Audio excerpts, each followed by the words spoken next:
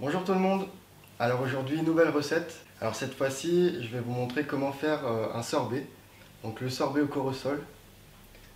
Le corosol, donc c'est ce gros fruit vert épineux. À l'intérieur, il est blanc, il a la texture d'une poire. Au niveau goût, c'est très très fruité. C'est un fruit qu'on retrouve aux Antilles, en Asie, en Amérique du Sud aussi. Et il a beaucoup de propriétés médicinales.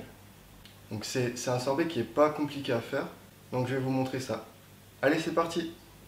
Pour cette recette, il vous faudra un corosol bien mûr, un citron vert, une gousse de vanille, du lait concentré sucré et du sucre de canne au cas où si c'est pas assez sucré.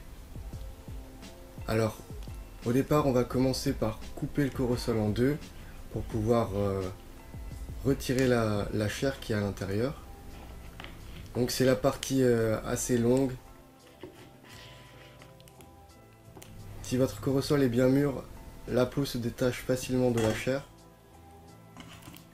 Si vous avez un corosol comme moi qui était à moitié mûr, il va falloir couper la peau autour.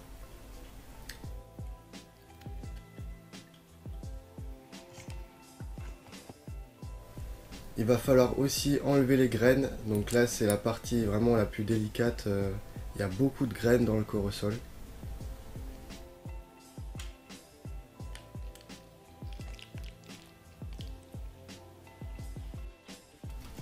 Ensuite on va passer la chair du corosol au mixeur.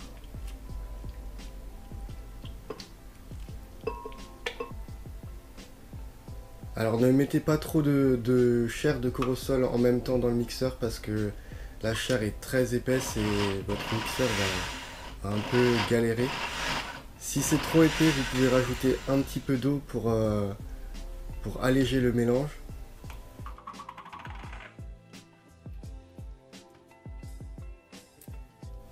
Donc vous passez au mixeur toute votre chair de corosol.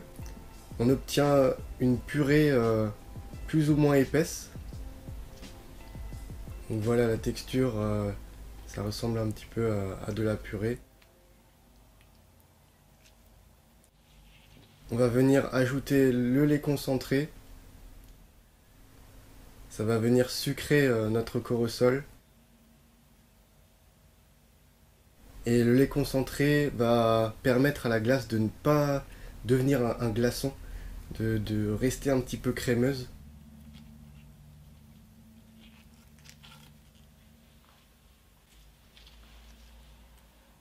On rajoute le zeste de citron.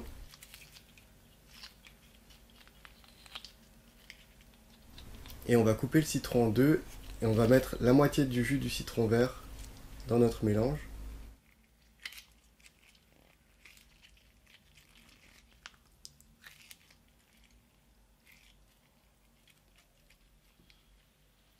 On coupe la gousse de vanille en deux, donc on gratte l'intérieur de la gousse avec la pointe du couteau. On va venir mélanger tous nos ingrédients. On va aussi pouvoir goûter justement notre mélange pour savoir si c'est assez sucré ou pas, si il y a assez de goût, s'il faut rajouter un petit peu de citron. Ça arrive d'oublier quelques graines, donc vous enlevez les graines qui restent. Et si c'est pas assez sucré, alors vous prenez un petit peu de sucre de canne et vous en rajoutez jusqu'à ce que ce soit assez sucré. Ne faites pas une glace trop sucrée non plus. Alors ensuite, c'est le moment où si vous n'avez pas de sorbetière, vous mettez le mélange directement au congélateur. L'idéal c'est de sortir toutes les demi-heures le mélange et de le fouetter pour aérer la glace, pour qu'elle soit plus onctueuse, plus aérée. Si vous avez une sorbetière comme moi, ben vous mettez le mélange dans la sorbetière. C'est entre 30 et 40 minutes de sorbetière. Et après vous le mettez au congélateur.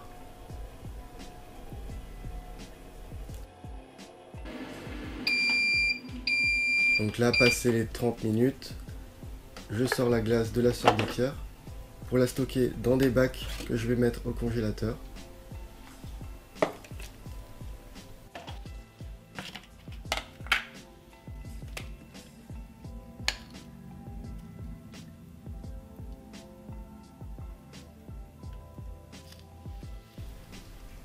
Donc essayez de tasser la glace pour qu'il n'y ait pas d'air, qu'il n'y ait pas de bulle d'air dans votre récipient.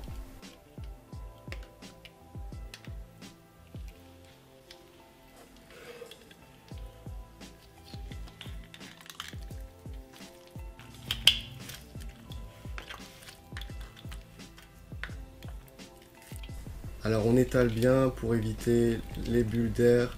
On met un maximum de glace dans le récipient pour éviter qu'il n'y ait trop d'air. Et voilà, c'est parti au congélateur.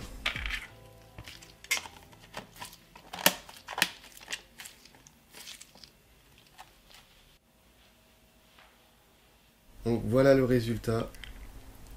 Une bonne glace bien fruitée de Corosol, pas trop sucrée, mais qui a vraiment le goût du Corosol.